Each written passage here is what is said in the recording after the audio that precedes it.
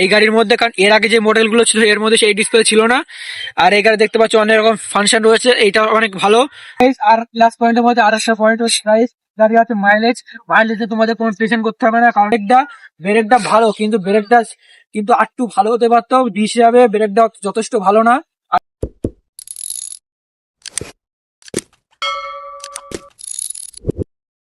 Hello guys, welcome back to my channel. চলেছি নতুন একটা ব্লগ নিয়ে। তো গাইস, আমরা এখন চলেছি কামালপুরের ফাঁকা জায়গায়, দেখতে পাচ্ছ, দেখো ঘুরে দেখো, কামালপুরের ফাঁকা রোডে। আর আজকে যে এই বিষয়ে ব্লগটা করবো সেটা হচ্ছে আমার নতুন মানে 2025 মডেল কি বলে Honda SP 125।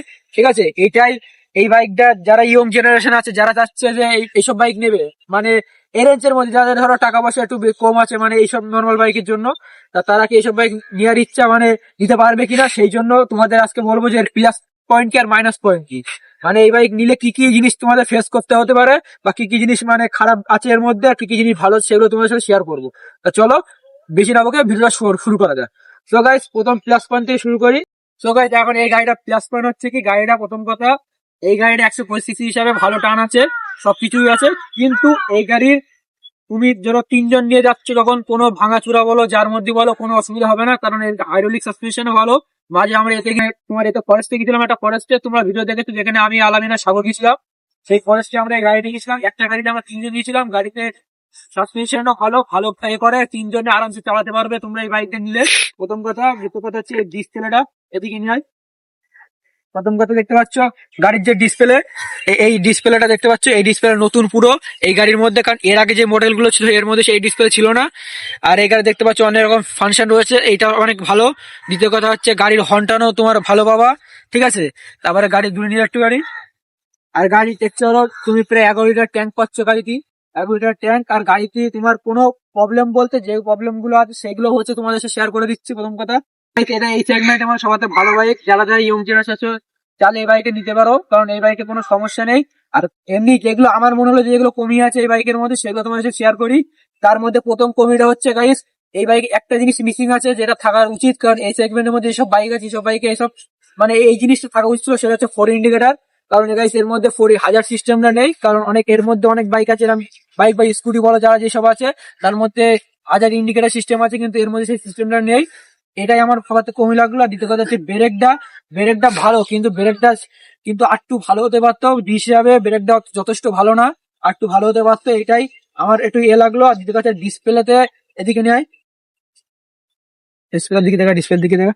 So guys, display এখন দেখতে পাচ্ছ এখানে তেলে কাটা 3 দাগ দেখাচ্ছে, কিন্তু আরেকটা মোড তোমাদের আমি শেয়ার করছি। দেখো দেখো, দেখতে পাচ্ছ এই যে সেটিং এ গেলাম, সেটিং এ এই যে রেঞ্জে আসলাম, রেঞ্জ এসে দেখো এখানে এখন কত জায়গা আছে, 288 কিলোমিটার। কিন্তু তোমরা যদি এটার ভরসা করে তোমরা রাস্তায় চলো, কিন্তু তোমরা ডেফিনেটলি এটা মানে তোমরা পড়ে যাবা, কারণ এইটা অরিজিনাল দেখায় না, এটা তোমার পুরো ভুলভাল দেখায়।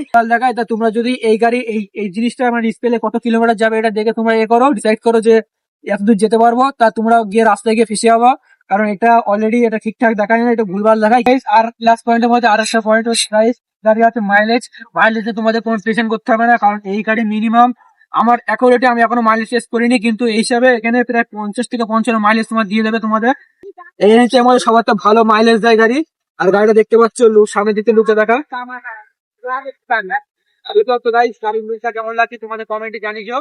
গাড়ির লুকটা মানে যারা মানে আমার মতো নিয়ম যাদের কাছে বাজেট কম আছে, কম রেঞ্জের মধ্যে ভালো একটা বাইক নেওয়ার জন্য, তাদের বলো তারা ডেফিনেটলি এই বাইক নিতে পারো। কিন্তু ডিসপ্লে অলরেডি অনেক সেটিং আছে, সেটা তোমাদের নেক্সট ব্লগে দেখাবো। আর সেটা তোমাদের নেক্সট ব্লগে ডিসপ্লে ফুল একটা ব্লগ আসবে, সেই ব্লগে তোমাদের দেখাবো গাড়িতে মানে কি কি মানে ডিসপ্লের মধ্যে কি কি ফাংশন আছে, কি কি মোড আছে, সব তোমাদের সাথে শেয়ার করবো। আর গাড়ি ওভারঅল ভিউটা দেখতে পাচ্ছ কি সুন্দর লাগছে গাড়িটা। আর এই গাড়ি 3-4 রকম কালারে আসে, ব্লু কালার আছে, ব্ল্যাক কালার আছে, রেড কালার আছে, সব রকম কালারে তুমি এই গাড়িটা পাবা। আর গাড়িটা যারা নিতে চাও তা নিতে পারো। আর এরই আর একটা মডেল আছে, মানে এরই ভাইরা ভাই বলা যায় হিরো গাড়ি, সেই গাড়িটা হিরো এক্সট্রিম 125, সেটা সম্বন্ধে আমি জানি না, তোমরা দেখলে দেখতে পারো। তো গাইস, এই গাড়িটা মানে এর মধ্যে একটা আরেকটা গাড়ি আছে হিরো, মানে এটা হন্ডার গাড়ি, আর একটা গাড়ি আছে হিরো কোম্পানি, হিরো এক্সট্রিম, সেটার লুকও ভালো আছে, তোমরা চাইলে ওটাও প্রেফার করতে পারো, ওটা নিতে পারো, ওই গাড়িটাও ভালো। ঠিক আছে, আমাদের ওখানে আছে বলে বললাম। আর এই গাড়ির কমি বলতে যেগুলো তোমাদের মধ্যে বললাম, যেরকম গাড়ি একটু হেডলাইটটাও ভালো, কিন্তু হেডলাইট আর একটু জোর হলে ভালো হতো, কারণ হেডলাইটটা কম আছে, দেখা দেখি এই যে হেডলাইটটা লুকটা ভালো, কিন্তু হেডলাইটটা আর একটু ভালো হলে মানে ভালো হতো। কিন্তু তাও যথেষ্ট গাড়ি সব দিক থেকে ভালো আছে, সাসপেনশনও ভালো, সাসপেনশনটা দেখো দেখি, এই সাসপেনশনটাও ভালো গাড়ির, ঠিক আছে। আর টানটানো সব ভালো আছে। আর তাই তোমরা যারা ইয়ং জেনারেশন আছো, যারা যাচ্ছ যে এইসব এই বাইকটা নেবো, তারা তারা নিতে পারো, কোনো অসুবিধা নেই, তাদের জন্য বেস্ট বাইক। আর বাইকটার প্রাইস আমি যখন নিয়েছিলাম তখন 1,20,000 করেছিলাম আমার, আর এখন এটার দাম কমে গেছে, এটা 1,10,000। আর তুমি যদি বলো যে আমরা ডিসপ্লে নেবো না, মানে নর্মালি গাড়ি সেমই গাড়ি কিন্তু নর্মাল ডিসপ্লে নেবো, তার জন্য 10,000 টাকা কমে আর একটা আছে সেম মডেলই, ওদের অনেক রকম কালার আছে, তোমরা সেটা দেখতে পারো, সেটা নিতে পারো। তাই এটা ছিল গাড়ি ওভারঅল ভিউ। তা আজকে ব্লগটা কেমন লাগলো কমেন্টে জানিও।